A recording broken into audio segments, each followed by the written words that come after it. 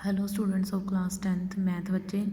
जैसे कि आपका चैप्टर नंबर 8 कॉन्टीन्यूटी में है, जिसमें बेटा हम आपकी एक्सरसाइज 8.1 कर रहे हैं, जिसमें बेटा आपके आज हम ट्रू फॉल्स करने वाले हैं। 11th में क्या है बेटा, state whether the followings are true और फॉल्स, कि ये स्टेटमेंट्स हैं ट्रू हैं या फॉल्स हैं। जस्टिफाई योर आंसर, अपना आंसर दो, ठीक है। तो इसमें देखो बेटा, पहला ट्रू फॉल्स है the value of tan a is always less than 1, कि tan a की जो वैल्यू है वो हमेशा 1 से कम रहेगी, ठीक है। The value of tan a, अब उसने ये बोला कि जो वैल्यू है tan a की, value of tan a always less than 1, हमेशा जो है ऑलवेज लेस देन 1, वो 1 से छोटी रहेगी, ठीक है। Always less than 1। अगर हम देखें, मान लो मेरे पास एक ट्राइंगल ले ली मैंने, ठीक है। ये मैंने एक ट्राइंगल ले ली, यहाँ पे मैंने P बना दिया, यहाँ पे Q ले लिया और यहाँ पे R ले लिया। ये मैंने एक ट्राइंगल ले ली PQR, ठीक है। अब इस ट्राइंगल में है क्या, मैंने ना tan P की वैल्यू निकाल दी, ठीक है। मान लो 12/5, मतलब ये मैंने अपनी तरफ से सेलेक्ट करा है कि जो मेरा बेस है वो मेरा 12 है और जो मेरा परपेंडिकुलर है वो मेरा 5 है। मैंने अपनी तरफ सेलेक्ट करा है, ठीक है। और देखो बेटा, सॉरी, ये 12 लेना पड़ेगा, ठीक है, ये 5 लेना पड़ेगा। मतलब आई मीन टू से कि मैंने जो परपेंडिकुलर है, परपेंडिकुलर अपॉन बेस, क्योंकि जो आपका tan है वो परपेंडिकुलर अपॉन बेस के इक्वल होता है ना। तो जो परपेंडिकुलर है वो मैंने 12 ले लिया और जो बेस है वो मैंने कितना ले लिया, 5 ले लिया, ठीक है। जो परपेंडिकुलर है वो कितना ले लिया, 12, और जो बेस है वो कितना ले लिया बेटा मैंने, 5, ठीक है। तो अब देखो, अगर मैं इसके tan p की इस वैल्यू को लूँ, ठीक है, 12/5 को लूँ, तो ये ग्रेटर देन 1 हो गई, 1 से बड़ी हो गई ना। तो ये वैल्यू मेरी कितनी हो गई, 1 से बड़ी हो गई, ठीक है। तो ये तो बोल रहा है कि ऑलवेज लेस देन 1 रहनी चाहिए, हमेशा 1 से छोटी रहनी चाहिए। ऐसा तो नहीं हो सकता कि हमेशा 1 से छोटी रहे, तो ये फॉल्स है, ठीक है। तो ये गलत है कि हमेशा 1 से छोटी नहीं रह सकती tan की वैल्यू, ये तो 1 से बड़ी आ गई, ठीक है। क्योंकि परपेंडिकुलर हमेशा छोटा हो ये ज़रूरी थोड़ी ना, परपेंडिकुलर तो बड़ा भी हो सकता है ना भी बेस से, ठीक है। तो अब देखो बेटा, उसने बोला सेकंड ट्रू फॉल्स है। उसने बोला सीकेंट ए की वैल्यू 12/5 हो सकती है या नहीं हो सकती। किसी एंगल ए के लिए क्या सीकेंट की वैल्यू 12/5 हो सकती है या नहीं हो सकती, हमें ये बताने की है ये सही है या फिर सही नहीं है। तो उसने बोला सीकेंट ए है, सीकेंट ए की वैल्यू कितनी, 12/5, ठीक है।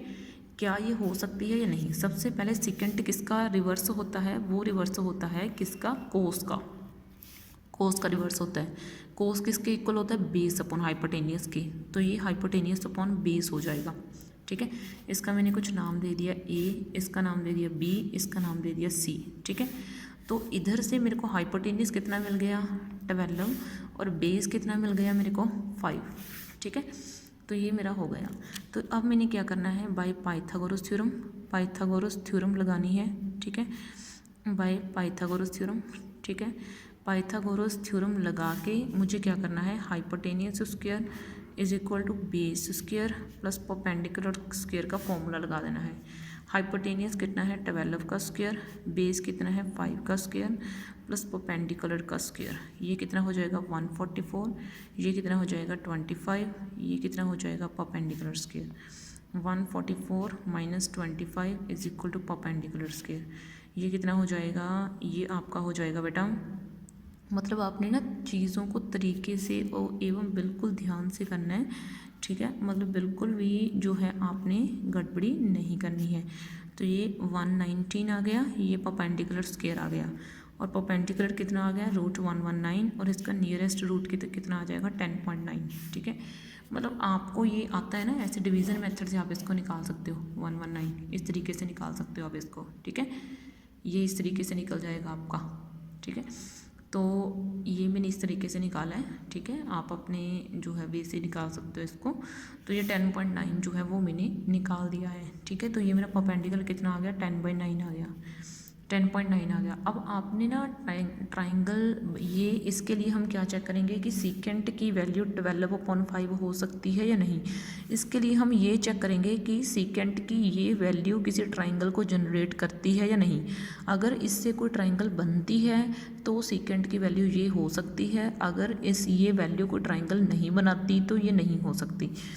तो अब देखो ट्राइंगल का कैसे पता चलेगा। हमें पता है कि sum of two sides of a triangle greater than होता है बड़ी साइड से। Sum of two sides of a triangle greater than third side, ठीक है, ये आपको पता होना चाहिए, पता ही होगा आपको। तो मैंने क्या करा है, एक ये साइड ले ली, एक ये साइड ले ली। 10.9 + 5, ठीक है, ग्रेटर देन है 12, तो ये क्या आ जाएगा 15.9 ग्रेटर देन 12, ठीक है। तो ये आ गया एक। और दूसरा मैंने क्या ले लिया, इन दोनों साइड्स को ले लिया, ठीक है। 5 + 12, क्या ये बड़ा आता है 10.9 से? आप खुद देखो भाई, ये बड़ा आ रहा है किससे, 10.9 से।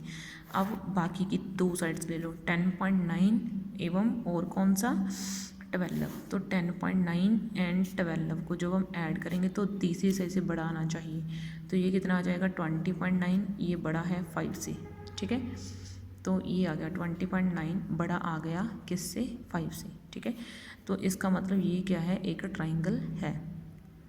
ओके, समझ में आया आपको, ठीक है। तो इसका मतलब क्या है कि ये एक ट्राइंगल बन रही है। ओके, तो इसका मतलब ये ट्रू है, ये क्वेश्चन ट्रू है कि हाँ सेकंड की वैल्यू 12/5 हो सकती है, ठीक है। अब उसके बाद है आपका थर्ड क्वेश्चन, ठीक है। अब थर्ड क्वेश्चन में क्या है, थर्ड क्वेश्चन है cos A is a abbreviation used for cosecant of angle A. क्या हम कोसिकेंट के लिए कोस को यूज़ करते हैं क्या? कोसिकेंट की शॉर्ट फॉर्म कोस है? आप खुद सोचो, ये कोसिकेंट ए है, क्या कोसिकेंट ए की शॉर्ट फॉर्म कोस ए है? बिल्कुल भी नहीं, बिल्कुल भी नहीं है, ठीक है। कोसिकेंट की शॉर्ट फॉर्म तो ये है COSEC, कोसेक ए, ठीक है, ये है भाई इसकी शॉर्ट फॉर्म। तो आगे है नंबर 4 के ऊपर, नंबर 4 है, नंबर 4 के ऊपर क्या है, cot A is the product of cot and A. Cot A क्या है, प्रोडक्ट है कोट एंड ए की? तो नहीं भाई, बिल्कुल भी नहीं। कोट ए, आधे बच्चे सोचेंगे कि नहीं नहीं मैम ये कोट और ए की तो मिला के बना है, नहीं। कोट ए जो है इज़ द कोटेंजेंट ऑफ ए, ये एंगल ए का कोटेंजेंट है, उसकी फंक्शनल वैल्यू है trigonometric. Cotangent of angle A, पहली बात तो ये सिंपल ए ही नहीं है, यहाँ पे एंगल है, ठीक है, क्योंकि ट्रिग्नोमेट्रिक फंक्शन के साथ ऑलवेज एंगल पड़ा होता है भाई, और ये एंगल है, ठीक है। और नंबर 5 के ऊपर अगर मैं आपको बताऊँ तो साइन थीटा जो है वो 4/3 है, ठीक है, फॉर सम एंगल थीटा। क्या उसने बोला कि साइन थीटा की वैल्यू 4/3 हो सकती है? तो ये बेटा मैंने एक ट्राइंगल ले ली, ठीक है। अब जो साइन थीटा है वो आपका परपेंडिकुलर अपॉन हाइपोटेनियस होता है। परपेंडिकुलर कितना आ गया 4, हाइपोटेनियस कितना आ गया 3। और आपने 9th क्लास में पढ़ा है hypotenuse is a longest side, यहाँ पे तो हाइपोटेनियस छोटा आ गया परपेंडिकुलर से, तो ये तो गलत हो गया ना।